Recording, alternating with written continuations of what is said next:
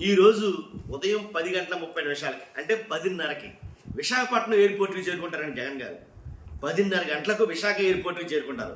అక్కడి నుంచి ఏదైతే ఎన్ఏడి మీదుగా గోపాలపట్నం, పెందుర్తి, నేషనల్ హైవే మీదుగా అనకాపల్లి, నర్సరావుపట్నం వెళ్తారు ఆయన మెడికల్ కాలేజ్ గారికి. ఇదంతా ఒక ఎత్తు అయితే కనుక అంటే నేను ఎందుకు ఆ తమిళనాడు పెట్టానో మీలో చాలా మందికి అర్థమై ఉంటుంది. జగన్ గారు జాగ్రత్త, ఎందుకంటే మళ్ళీ రప్ప కారు కింద, టైర్ కింద చాలా జాగ్రత్త అని ఎందుకంటానంటే ఆల్రెడీ ఏదో జస్ట్ 2-3 కిలోమీటర్ల దూరానికే జగన్ గారి కారు కింద మనిషి పడిపోయారు. ఇప్పుడు ఎవరో కూటమికి సంబంధించినటువంటి టీడీపీకి సంబంధించిన యువకుడు ఆ టీడీపీ మీద కోపంతో, కూటమి ప్రభుత్వం మీద కోపంతో జగన్ గారి ర్యాలీలో కలిసి రప్ప అని తలను నరుకుతా అని ఏంటి ఒక బోర్డు అయితే కనుక ఫ్లెక్సీ అయితే కనుక పట్టుకుని నించున్నాడు. మరి అలాంటి రప్పాలో ఈ ర్యాలీలో ఏమైనా ఉండబోతున్నాయా చెప్పలేం కదా. ఇప్పుడు జగన్ గారు వస్తారంటే జనం తండోపు తండాలకు వస్తారు. వాళ్ళలో చాలామంది అందరూ వైసీపీ వాళ్ళైనా లేకపోతే టీడీపీకి సంబంధించిన వాళ్ళు, జనసేనకి సంబంధించిన వాళ్ళు ఉండొచ్చా? మళ్ళీ అలాంటి ఫ్లెక్సీలు ఏమన్నా వెలవచ్చా ఏంటి అనేది అర్థం కాదు. ఒక్కసారి ఫస్ట్ లైక్ చేసి చెప్తాను. లైక్ చేస్తే నాకు మోటివేషన్ ఉంటుంది, ఎక్కువ మందికి ఇన్ఫర్మేషన్ షేర్ అవుతుంది, చాలా మందికి తెలుస్తుంది. కాబట్టి లైక్ చేయడం మీ బాధ్యత అని చెప్తాను. నేను కొత్తగా మన ఛానల్ ఇస్తే పక్కాగా సబ్స్క్రైబ్ చేయండి. మీ అమూల్యమైన అభిప్రాయాన్ని కామెంట్ రూపంలో తెలియజేయండి. నేను అడిగిన ప్రశ్న కరెక్టేనా?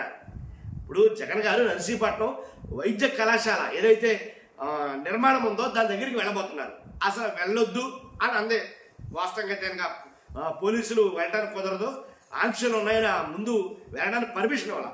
తర్వాత సర్లే వెళ్ళండి, వెళ్తే హెలికాప్టర్ మీద వెళ్ళండి, బై రోడ్డు కుదరదు, ఎందుకంటే 4 కిలోమీటర్లు బై రోడ్డు. కాబట్టి మా దగ్గర సరిపడంత సిబ్బంది లేరు. తర్వాత జగన్ గారంటే ఇంచుమించుగా సుమారు 68,000 దాకా వస్తారు, ఇది మా అంచనా అని పోలీసులు కొన్ని లెక్క చెప్పారు. సర్లే ఇదేంటిది, అసలు వాతావరణమే బాగోలేదు, పక్కనేమో విశాఖలో వర్షాలు ముమ్మరంగా కురుస్తున్నాయి, మరి ఇలాంటి టైంలో హెలికాప్టర్ మీదే వెళ్ళాలి, బై రోడ్డు వద్దు అన్నారేంటి అని కొన్ని అనుమానాలు అయితే కనుక వాళ్ళలో వైసీపీ వాళ్ళలో వచ్చాయి. వచ్చినప్పుడు అవి వాళ్ళు చెప్పడంతో మళ్ళీ ఏమనుకున్నారో ఏమిటో తెలియదు, కానీ సర్లే అయితే బై రోడ్డు వెళ్ళండి, కానీ 10 కార్లు మించి వెళ్ళకూడదు.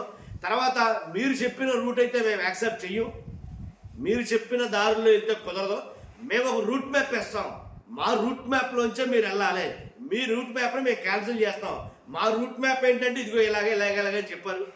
కానీ దానికి కూడా వైఎస్ఆర్సీపీ నాయకులు ఒప్పుకున్నారు. కానీ అంటే ఒక నాయకుడు ఒక ప్రజలకి కావాల్సినటువంటి అవసరమైనటువంటి ఒక పని మీద వెళ్తా ఉంటే ఇన్ని అడ్డంకులేంటి, ఇన్ని ఇబ్బందులు ఏంటి అని వైఎస్ఆర్సీపీ నాయకులు గగ్గోలు పెడుతున్నారు. మన వాళ్ళు కాదు, ఏ పర్యటన చూసినా సరే ఇంత రాద్ధాంతం ఎందుకు చేస్తున్నారో, జగన్ గారి పర్యటన అంటేనే పెద్ద రచ్చరచ్చ ఎందుకు చేస్తున్నారో, సింపుల్గా మేము వెళ్తున్నామంటే వెళ్ళండి అని పర్మిషన్ ఇస్తే సరిపోతుంది కదా, మా దారి మేము చూసుకుంటాం కదా, మా పని మేము చూసుకుంటాం కదా. పర్మిషన్ లేవంటారు, అలా వెళ్ళకూడదు అంటారు, ఇలా వెళ్ళకూడదు అంటారు, అంతమంది రాకూడదు అంటారు, ఇన్ని వెహికల్ రాకూడదు అంటారు, ఏంటి వస్తే వాళ్ళ పేర్లు ఏంటని అడుగుతారు, ఏంటిది అంతనిది అనేది కనుక వైఎస్ఆర్సీపీ నాయకులు వాపోతున్నారు. ఇవన్నీ ఒక ఎత్తు అయితే కనుక అక్కడికి వెళ్ళిన తర్వాత డీజీపీ స్థాయి నుంచి ఎస్పీ స్థాయి వరకు, ఎస్ఐ స్థాయి వరకు కూడా ఆంక్షలు పెడుతున్నారు జగన్ గారి మీద అని కూటమి వైఎస్ఆర్సీపీ నాయకులు మాట్లాడతారు. ఎందుకు అంటే కనుక క్రిమినల్ చర్యలు తీసుకోవాల్సి వస్తుంది, ఏమాత్రం ఆ నిబంధనల్ని అతిక్రమించిన, ఉల్లంఘించిన క్రిమినల్ చర్యలు తీసుకోవాల్సి వస్తుంది అని హెచ్చరికలు జారీ చేస్తారు. వాటి వెనక ఉద్దేశం ఏంటి అంటే ఇప్పుడు ఎన్ని కేసులు నమోదవుతాయి? ఈ నర్సీపట్నం ఏదైతే వైద్య కళాశాలకు వెళ్తున్న జగన్మోహన్ రెడ్డి గారితో పాటు ఎన్ని కేసులు నమోదవుతాయి? ఎంతమంది రప్ప బ్యాచ్ ఉంటారో అంటే వైఎస్ఆర్సీపీ వాళ్ళు కాకుండా ఏంటి కూటమిలోనే కొంతమంది కోవార్టులు, వైసీపీలో ఉండే కోవార్టులు కొంతమంది మరలా రప్ప బోట్లు పట్టుకుంటారా? బోటు పట్టుకున్న వాళ్ళు వైసీపీ వాళ్ళు కాదు. కాబట్టి అలాంటి వాళ్ళు ఇంకెంతమంది ఈ ర్యాలీలో ఉండబోతారు? అర్థమవుతుందని అన్నది. కాబట్టి ఏమో చెప్పలేం కదా, ఏంటంటే గతంలో కూడా అలా జరిగిందనే కదా వైఎస్ఆర్సీపీ నాయకులు ఆరోపించింది. కానీ ఒక్క రప్ప బోర్డుతోటి అసలు ఎంత దారుణం జరిగింది. జగన్ గారు ఆ బోర్డు చదివి ఎలా అని దానికి మొత్తం అసలు ఏమైందో చూసాం మనం. ఏంటి మొత్తం వీళ్ళంతా గొడ్డల బ్యాచ్, ఇది అంతా ఇది గొడ్డల్లో పట్టుకుని తిరుగుతారు వీళ్ళు అని అనలేదా? సో అలాంటిది ఏమైనా మరలా జరుగుతుందా? మరి మనిషిని చెక్ చేయడం ఎలాగా? కాబట్టి వాడు మావాడా వైఎస్ఆర్సీపీ వాడా కాదని చెక్ చేయడం ఎలాగా? కాబట్టి అలాంటి బ్యాచ్ ఏమైనా మళ్ళీ దిగిందా ఒకటి. తర్వాత ఏదైతే ఆయన కారు బై రోడ్డు పైగా 60 కిలోమీటర్స్, ఏదో 2 కిలోమీటర్లు 3 కిలోమీటర్లు కాదు, 2 కిలోమీటర్లు 3 కిలోమీటర్లు వెళ్తా ఉంటేనే ఎలా పడిపోతున్నారో మనుషులు జగన్ గారి కార్ల కింద అర్థం కావట్లా. అలాంటిది ఇప్పుడు 60 కిలోమీటర్ల బై రోడ్ వెళ్తారు జగన్మోహన్ రెడ్డి గారు. మరి ఎంతమంది పడిపోతారో ఏంటో. జాగ్రత్తలు తీసుకోవడం మంచిది కదా, అందుకే జగన్మోహన్ రెడ్డి గారు ముందుగా జాగ్రత్త చర్యలు తీసుకున్నారా. తర్వాత ఏదైతే రోప్ పార్టీ లేదని గతంలో వైఎస్ఆర్సీపీ వాళ్ళు ఆరోపించారు, ఇప్పుడు రోప్ పార్టీ ఉందా? ఏదైతే జగన్ గారి కాన్వాయ్కి ముందు ఉండాల్సినటువంటి ఏదైతే క్లియరెన్స్ పార్టీ ఏదైతే ఉందో వాళ్ళు ఉన్నారా? తగినంత సిబ్బంది లేరు, మేము కంట్రోల్ చేయలేమని మరలా పర్మిషన్ ఇచ్చారు కదా, మరలా పర్మిషన్ ఇచ్చినప్పుడు మరి ఆ సిబ్బందిని నియమించారా? ఇలా ఒకటి కాదండి, 100 ప్రశ్నలు అయితే ఉన్నాయి ఈ జగన్ గారి పర్యటన వెనక.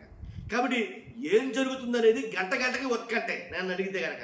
ఎందుకంటే ఎంతమంది జనం వస్తారని అడిగారు కదా, వాళ్ళ అంచనా 68,000 అయితే కనుక ఇక వైఎస్ఆర్సీపీ ఏంటి నాయకుడు అధినాయకుడు జగన్మోహన్ రెడ్డి వస్తారంటే ఎన్ని లక్షల మంది వస్తారు, ఎన్ని వేల మంది వస్తారో ఎవరికి అర్థం కాదు, అది ఎవరు కూడా ఊహించలేరు. కాబట్టి ఏం జరగబోతుందని ఒక టెన్షన్ అయితే కనుక ఉంది ఖచ్చితంగా. ఫస్ట్ అయితే కనుక లైక్ చేయండి, కొత్తగా మన ఛానల్ చూస్తే పక్కగా సబ్స్క్రైబ్ చేయండి. Thank you very much.